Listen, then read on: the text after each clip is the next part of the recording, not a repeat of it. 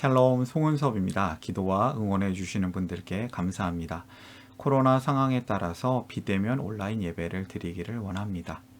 본 영상 설교는 새가족교회 주일 설교 메시지입니다. 교회 성도님들과 신앙생활을 처음 시작하는 또 새롭게 새로운 마음으로 시작하는 성도님들을 위한 쉬운 메시지입니다.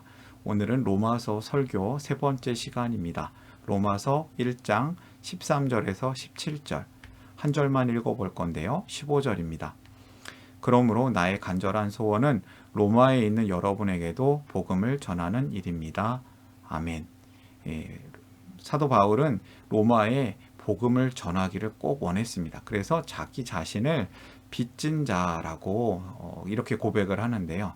확진자가 아니라 빚진 자라고 자신을 고백합니다.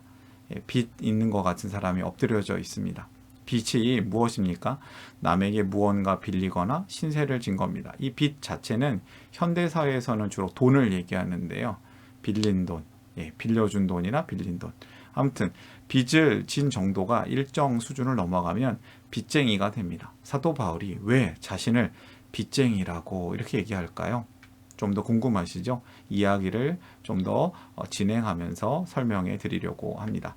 아무튼 길이 막혀서 못 갔다. 이 얘기를 한 번 더 하고 있습니다. 1장 13절에서 여러분에게 가려고 마음 먹었지만 여러 번 했는데 못 갔다. 외형적 길은 막혔습니다. 그러나 그 비대면 사역, 편지 사역을 통해서 바울은 복음을 전하고 있습니다. 바울의 복음 전하기는 멈추지 않았습니다. 바울의 로마행 계획은 이루어지지 않았지만 바울은 로마의 많은 사람들에게 복음을 전하고 있는 것이죠. 오늘 설교를 위해서 세 가지 질문을 준비했는데요. 바울은 자신을 어떤 자로 생각하는가? 바울의 소원은 무엇인가? 바울은 복음을 무엇으로 정의하는가? 이 중심이 되는 세 가지 질문입니다. 쉬운 질문이고 답도 쉽습니다. 이 메시지를 들으시는 분들이 오늘의 성경 말씀 본문을 이해하는 중요한 세 가지 기둥이 되었으면 합니다. 하나님께서 각자에게 주시는 은혜와 도전이 넘치시기를 바랍니다. 바울은 자신을 어떤 자로 생각합니까?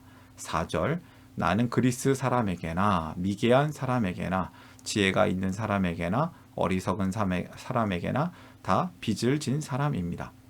여기서 미개한 사람이라고 표현된 부분은 헬라어를 사용하지 않는 사람이라고 해석하는 것이 더 좋습니다.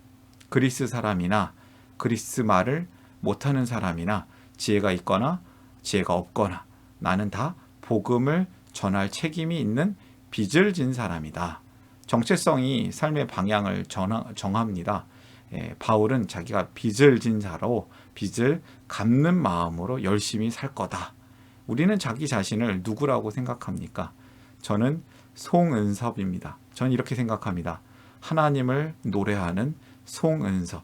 예수님 찬양합니다. 예수님 기뻐합니다. 빚이 없는 빚진 자. 이게 무슨 얘기일까요? 바울은 자신을 하나님의 은혜의 빚진 자로 고백하는데요. 근데 이게 빚이 있을까요? 만약 구원이 빚이라면 갚을 수 있을까요? 너무나 커서 갚을 수 없는 빚입니다. 그러나 갚지 않아도 됩니다. 하나님께서 은혜로 다 갚아 주셨어요. 용서해 주셨어요. 이것을 탕감하셨다고 합니다. 하나님의 은혜가 넘친다는 거예요. 바울은 전에 기독교를 박해하던 유대교 사람이었습니다. 그러나 하나님의 은혜로 예수님을 만났습니다. 완전히 변화되었습니다. 그는 하나님께서 자신을 복음을 전할 그릇, 사명자로 부르신 것을 깊이 알았습니다. 바울은 자신을 하나님의 은혜에 빚진 자로 고백합니다. 이 구원이 갚아야 될 빚이라면 갚을 수 없습니다. 너무 크거든요. 그런데 갚지 않아도 되게 됐어요. 빚이 없는 사람이에요. 근데 빚이 없는 빚진 자가 됐어요. 왜? 은혜에 책임이 있는 거예요. 그 은혜를 전할 책임이 있는 바울입니다. 바울은 하나님께서 자신을 구원하시고 또한 자신을 통해 많은 이들을 구원할 계획이 있음을 알게 됩니다.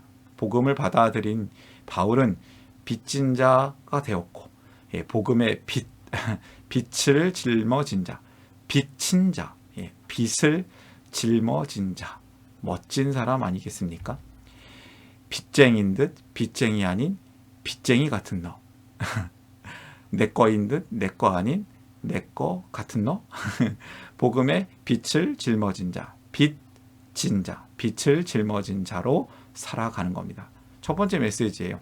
성도는 깨어진 세상에서 복음을 전할 사명자입니다. 은혜의 구원을 갚을 그 빚은 없지만 은혜를 전할 빚 책임이 있습니다. 저와 여러분이요. 제가 좋아하는 찬양인데요. 또 하나의 열매를 바라시며. 나는 다른 이방 사람들 가운데서도 열매를 거둔 것 같이 여러분 가운데서도 그것을 좀 거두려고 했던 것입니다. 13절 후반부에 바울의 고백인데요. 당신은 사랑받기 위해 그리고 그 사랑 전하기 위해 주께서 택하시고 이 땅에 심으셨네. 또 하나의 열매를 바라시며.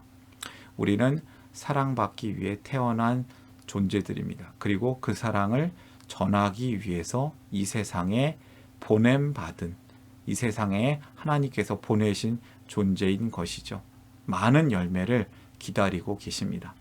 두 번째 질문입니다. 바울의 소원은 무엇인가? 소원을 말해봐. 그러므로 나의 간절한 소원은 로마에 있는 여러분에게도 복음을 전하는 일입니다. 바울은 자신의 소원이 로마에 있는 성도들을 비롯하여서 로마의 많은 불신자, 많은 사람들에게 복음을 전하는 일이라고 고백합니다. 예, 바울의 소원은 바로 로마죠. 바울의 소원은 복음 전환. 우리의 소원은 통일이라는 노래가 있고요. 또 아주 유명한 CCM 찬양 중에 원하고 바라고 기도합니다. 그리고 또 이런 가요도 있어요. 난 너를 원해. 냉면보다 더, 야구보다 더. 다 무슨 찬양이냐면 소원을 얘기하는, 소원을 고백하는 노래들입니다. 이 소원, 난 정말 그것을 원한다. 그런데 바울은 자신의 이기적인 소원을 얘기하고 있지 않아요. 바울은 로마에 가서 복음 전하기를 간절히 원하는데요. 그곳에 죽음의 위협이 있었음에도 바울은 왜 이런 소원을 가질까요? 바로 하나님의 마음을 가지고 있었기 때문입니다. 또 제가 좋아하는 찬양인데요. 설경욱 우리 선생님이, 설경욱 목사님이 쓰신 하나님 아버지의 마음이라는 찬양인데요. 아버지 당신의 마음이 있는 곳에 나의 마음이 있기를 원해요. 아버지 당신의 눈물이 고인 곳에 나의 눈물이 고이길 원해요. 아버지 당신이 바라보는 영혼에게 나의 두 눈이 향하길 원해요. 아버지 당신이 울고 있는 어두운 땅에 나의 두 발이 향하길 원해요. 이런 가사의 고백들이 있는데요. 바울이 꼭 이런 마음을 가진 것 같습니다. 성도는 하나님의 마음으로 기도하는 사명자입니다. 그래서 자신의 이기적인 소원이 아니라 하나님의 눈으로 복음이 필요한 곳에 어두운 세상을 향해 바라보고 가기를 소망합니다. 바울이 그러합니다. 우리도 그러하기를 원합니다. 세 번째 질문입니다. 바울은 복음을 무엇으로 정의하는가? 복음은 기쁜 소식이에요. 그 기쁜 소식을 좀 더 이야기하자면 16절, 17절 나는 복음을 부끄러워하지 않습니다. 이 복음은 유대 사람을 비롯하여 그리스 사람에게 이르기까지 모든 믿는 사람을 구원하는 하나님의 능력입니다. 하나님의 의가 복음 속에 나타납니다. 이 일은 오로지 믿음에 근거하여 일어납니다. 이것은 성경에 기록된 바 하박국 말씀 의인은 믿음으로 살 것이다 한 것과 같습니다. 아멘. 바울은 복음이 모든 믿는 사람을 구원하는 하나님의 능력이라고 선포합니다.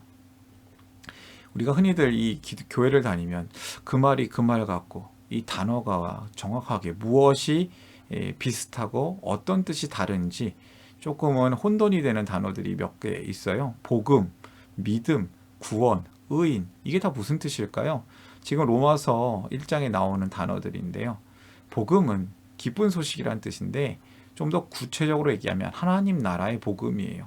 그 하나님 나라의 복음은 하나님이 왕이시다. 하나님이 우리의 주인 되신다. 주님이시다.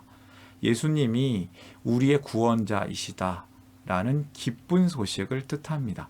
우리가 그것을 믿을 때 우리가 그것을 은혜로 누릴 수 있는 것입니다. 그것이 믿음인데요. 복음을 믿어 하나님의 다스림을 받는 삶. 이전과는 다른 이제 하나님을 주인으로, 하나님을 왕으로 모신 삶. 그것이 믿음의 삶입니다. 구원은 그 믿음을 시작한 사람이 믿음으로 한 방에 끝나는 게 아니라 계속 믿음으로 예수님과 영원히 함께 사는 것이고요. 그 믿음을 가진 사람, 믿음으로 죄를 용서받아서 의롭게 된 사람이 의인인 것이죠. 그 사람의 삶이 의롭게 만드는 것이 아니라 하나님이 의롭게 만들어 주시는 거예요. 믿음으로 인하여서.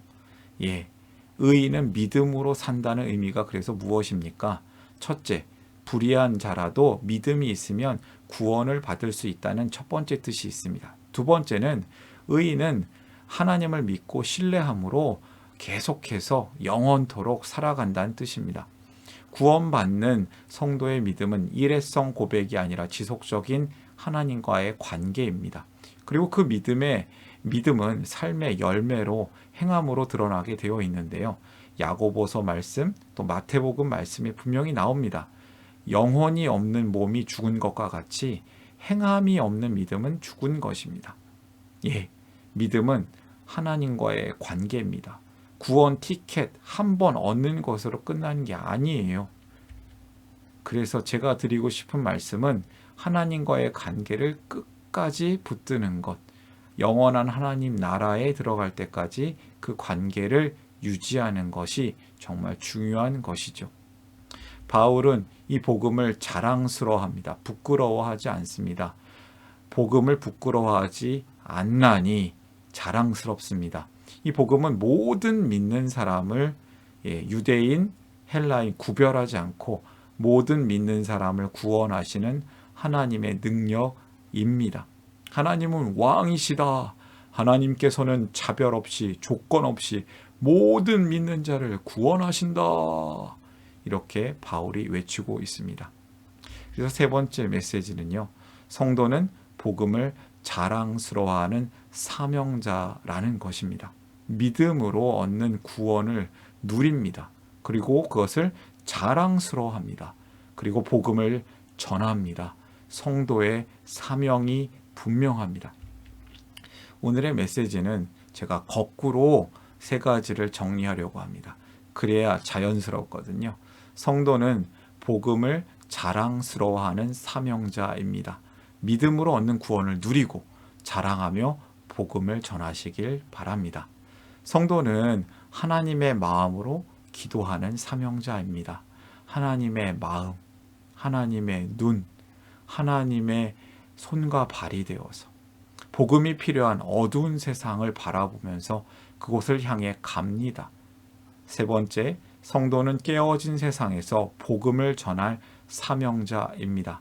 은혜의 구원, 그 구원을 갚을 빚은 없지만 은혜의 그 전할 책임, 은혜 전할 빚은 있는, 빚은 없으나 빚진 자로 사는 삶, 그것이 사명자입니다. 꼭 모순된 것 같죠? 빚이 없는 빚진 자, 복음을 자랑스러워하라, 하나님의 마음으로 기도하라, 깨어진 세상에 복음을 전하라. 하나님께서 우리에게 주시는 메시지입니다. 이 메시지를 보시는 분들이 함께 하나님 주시는 은혜와 평강이 넘치시기를 바랍니다. 저를 통해 또는 누군가의 추천과 우연한 기회로 이 메시지를 보게 되신 분들께 감사합니다. 모든 성도님들은 하나님 나라의 새가족이십니다. 이 설교 영상은 새가족교회 공동체 가족과 후원자를 위한 메시지이면서 기독교를 잠시 떠났거나 혹은 새롭게 시작하는 분들을 위한 메시지이기도 합니다. 여러분들이 이 메시지를 듣고 힘이 나셨으면 합니다. 혹시 새가족교회 가족이나 후원자가 되기를 원하시는 분들은 개별적으로 연락을 주시면 감사하겠습니다. 이메일로 보내주시거나 메시지로 보내주시면 되겠습니다. 이 제가 부족하기 때문에 설교 메시지에 오류가 있을 수 있습니다. 알려주시면 또한 겸손하게 배우고 다음에는 고치도록 하겠습니다. 사랑합니다. 축복합니다.